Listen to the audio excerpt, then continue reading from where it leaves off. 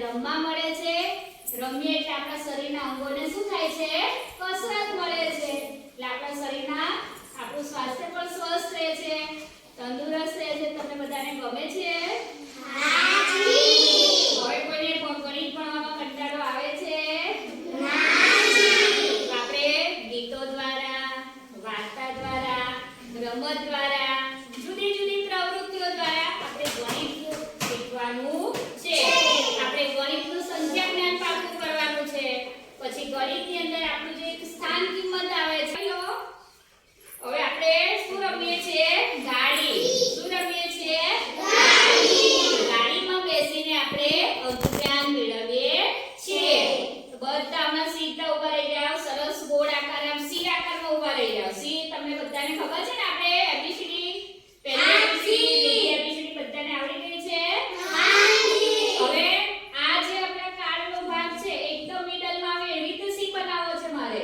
તો હજુ થોડા ખસો ચાલો બે બાજુ સરખુંમાં આપણે અહીંયા એક ખાનું છે તો અહીંયા પણ એક ખાનું થઈ જવું જોઈએ બરાબર ચાલો થોડા અંતરે પછી પાછી ગાડી આપણે ચાલુ કરીએ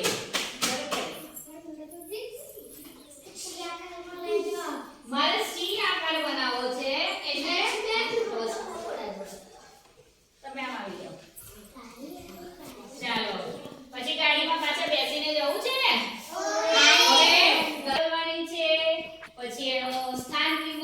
એકમ દશક મને કહેવાનું છે બરાબર વારા પરથી તો આ બાજુ શર્મિલાબેન તમારી પાસે કયું કાર્ડ છે 72 બતાવો બધાને શર્મિલાબેન આ બાજુ આવી જાય ચાલો બેનનું કાર્ડ પર કઈ સંખ્યા લખેલી છે 72 કેમ થાય સાકર વગર 72 તો બોલ્યા તમે પણ આપણે જ્યારે પહેલા ધોરણમાં બીજા ધોરણમાં શીખ્યા છે ને કે ભાઈ 7 ની કિંમત કેટલી છે 7 દશક 7 કયા સ્થાન પર છે બેન દશકના સ્થાન પર એટલે એની કિંમત કેટલી થાય છે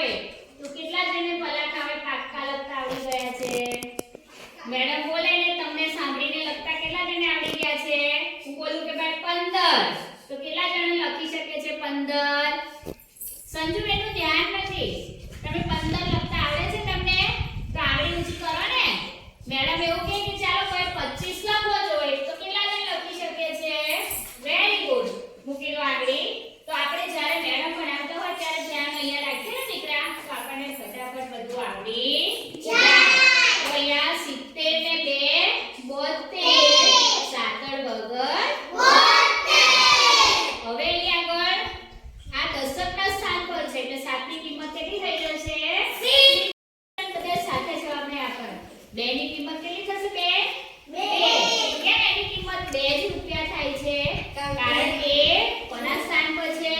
એકમના સ્થાન પર એટલે એકમના સ્થાન પર જે પણ સંખ્યા હોય એ એની કિંમત એની એ જ રહે સમજ પડી બધાને અને દશકના સ્થાન પર જ્યારે જે સંખ્યા લખેલી હોય એની કિંમત કેટલા દશક થઈ જાય આગળ પણ આપણે શીખી ગયા આ વાત થઈ આપણે 2 અંકની બધાની નજર આ બાજુ રહેશે પાછળ અહીંયા આગળ મેડમ લખે છે તમારે મને સમજાવવાનું છે એકમ દશક અને સો હવે પછી આવશે હજાર ચાલો આ બાજુ નજર બધાની હવે અહીંયા હું સંખ્યા લખીશ તમારે બોલવાની છે ચાલો કોઈ પણ એક બાળક એક સંખ્યા બોલે ચાલો મારે પહેલા ખાના કોઈ પણ એક જ અંક બોલવાનો 1 થી 10 માંથી ચાલો આ મેન બોલશે આપડા શું લખું કે અહીંયા હજારના સ્થાન પર 1 2 3 4 5 કોઈ પણ એક અંક બોલવાનો હા બોલો કેટલા લખું 2 લખું 5 લખું 4 લખું કેટલા લખું લખી દીધા 9 ચાલો 100 ના સ્થાન પર મારે બીજી એક અંક લખવો છે 2 વેરી ગુડ પછી દશકમાં પણ લખવો છે 8 અને એકમમાં 7 હવે તમે અહીંયા જોઈ શકો છો કે આ હજારનું સ્થાન છે એટલે આના ઘરે જે પણ સંખ્યા જશે એને 3 લાડવા મળશે એને 3 લાડવા એટલે 3 એની કિંમત 1000 થઈ જશે 100 ના સ્થાન પર જે સંખ્યા જશે એની કિંમત 100 રૂપિયા દશકમાં જશે એની 10 અને એકમમાં જશે એની 1 હવે આ બાજુ બધાને ધ્યાન રાખવાનું છે આ દરેકની કિંમત શું થઈ જાય છે વધતી જાય છે જેમ જેમ સંખ્યાને ડાબી બાજુથી જમણી તરફ જઈએ તેમ તેમ સંખ્યા શું થતી જાય છે વધતી જાય હવે આપણે પહેલા ધોરણમાં હતા ત્યાં સુધી એકમ સુધીના 9 અંકો શીખી ગયા અને પછી 10 એટલે 2 અંકની સંખ્યા થઈ ગઈ ના થાય આ બાજુ હવે આપણે દશક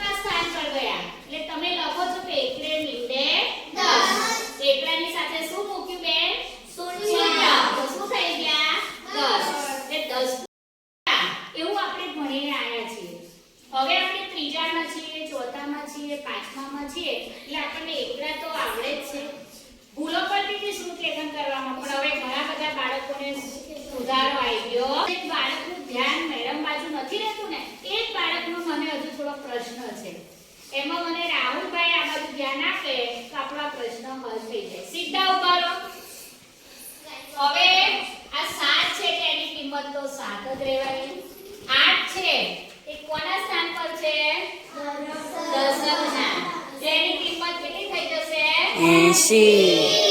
8 10 10 ની નોટો ભેગી કરી એટલે 80 હા. એટલે આપણે ગીત છે 1 રૂપિયાના 10 કા 10. ખબર છે તમને બધાને આવડે છે? દિશામાં ખખડે ને પડે મરોવર 1 રૂપિયાના 10 કા 10.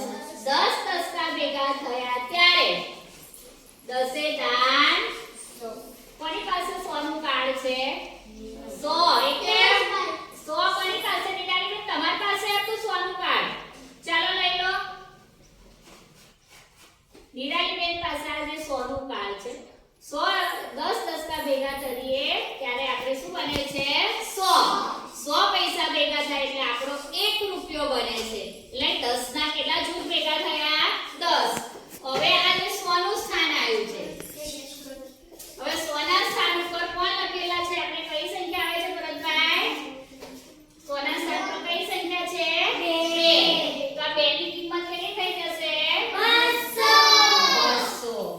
હવે આવીએ આપણે 1000 ના સ્થાન પર. મહેન્દ્રભાઈ 1000 ના સ્થાન પર કઈ સંખ્યા લખેલી છે? 9. તો હવે 9 ની કિંમત કેટલી થઈ જશે? 900. કેટલી થઈ? સાથે નહીં બોલવાનું. જે જાય છે 9,000. હવે મારે સંખ્યા વાંચવી છે. તમે મને આ સંખ્યા લખાઈ છે ભાઈ 9 2 8 અને 7. તો અહીંયા આવે સંખ્યા મારે આ બાજુ ચાખી દે. સંખ્યા વાંચવી હોય તો કેવી રીતે વાંચી શકું? અલ્પવિરામ મૂક્યું છે એટલે એક સંખ્યા બોલવાની. 9,287. કઈ સંખ્યા બની ગઈ આપણી? 9,287. Very good. હવે આપણી પરીક્ષામાં આવું પૂછાય છે કે લીટી કરેલા અંકની સ્થાન કિંમત લખો. હવે આપણે કોની નીચે લીટી કરી છે? 8. હવે મને સમજ પડી ગઈ કે ભાઈ 8 એ કયા સ્થાન પર છે? દશકના. એ 8 ની કિંમત કેટલી થઈ જશે? 80. કેટલી થઈ જશે? 80. પછી એવું કહે કે ભાઈ 8 અને 9 ની સ્થાન કિંમત લખો. તો આ 9 ની કેટલી કિંમત થશે? 1000. કેટલા હજાર? 9000. કેટલા હજાર? મને લખતા આવડે ત્યારે કહેવાય કે મને અંક જ્ઞાન પાકું છે, મને સ્થાન કિંમત આવડે છે. ભાઈ 9 ની કિંમત 9000 અને 8 ની કિંમત 80 રૂપિયા. બરાબર? તો આપણે રમતા રમતા ગીતો દ્વારા જુદી જુદી પ્રવૃત્તિઓથી આપણે સંખ્યા જ્ઞાન, સ્થાન કિંમત, સરવાળા બાદબાકી શીખવાનું છે. ચાલો ફરી પાછી ગાડી ચાલુ કરી દઈએ. મજા આવી ગઈ બધાને? હવે જે અંકનું બોલાય એ અંકની સ્થાન કિંમત તમારે બોર્ડ પર જઈને લખવાની છે દરેક બાળકે. બરાબર? બંધ કરીને ચાલુ કરો.